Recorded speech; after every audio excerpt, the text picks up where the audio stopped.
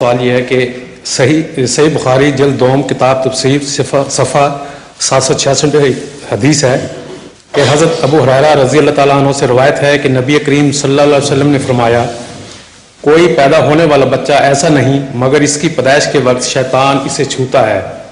بس وہ شیطان ہی کے چھونے کے باعث چیختا چلاتا ہے ماں سوائے حضرت مریم اور ان کے صاحبزادے حضرت عیسیٰ کے۔ اس کے بعد حضرت ابو ہریرہ نے فرمایا کہ اگر تم چاہو تو یہ آیت پڑھ لو وَإِنِّي أُعِيذُهَا بِكَ وَذُرِّيَّتَهَا مِنَ الشَّيْطَانِ الرَّجِيمِ، تو جس کا ترجمہ ہے اور میں اسے اور اس کی اولاد کو تیری پناہ میں دیتی ہوں روندے ہوئے شیطان سے۔ حضور مس شیطان سے کیا مراد ہے اور اس کی کیا حقیقت ہے؟ یہ جو مس شیطان یہاں ہے اس حوالے میں، اس سے مراد تو یہ ہے کہ بچہ تکلیف محسوس کرتا ہے اور تکلیف کی وجہ سے روتا ہے، اور یہی وجہ ہے رونے کی،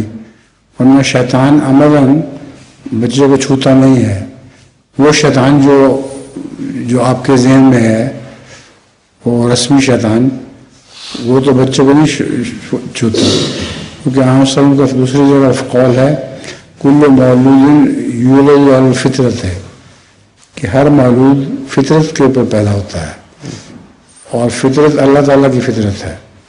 تو اس لیے یہ وہم ہے کہ شیطان واقعتاً بچے کو چھوتا ہے اس لیے ہوتا ہے۔ شیطان سے مراد کوئی بھی تکلیف دہ چیز ہے، تو جب بچہ تکلیف محسوس کرتا ہے پیدائش کے وقت اس وقت وہ چیختا ہے۔ تو اس کا مطلب حضور کہ حضرت مریم اور حضرت عیسیٰ علیہ السلام، میں یہ کہہ رہا ہوں اب یہ بات جو آپ کہہ رہے ہیں یہ ناجائز ہے، ناممکن ہے کہ رسول اللہ صلی اللہ علیہ وسلم کی دفعہ تو شیطان نے چھوا ہو اور حضرت مریم کی دفعہ نہ چھوا ہو، حضرت عیسیٰ کی دفعہ نہ چھوا ہو، تو یہ آپ کی عقل مانتی ہے اس بات کو؟ نہیں، تو اس لیے یہ غلط ہے، یہ حصہ حدیث کا بناوٹ ہے۔ جزاک اللہ۔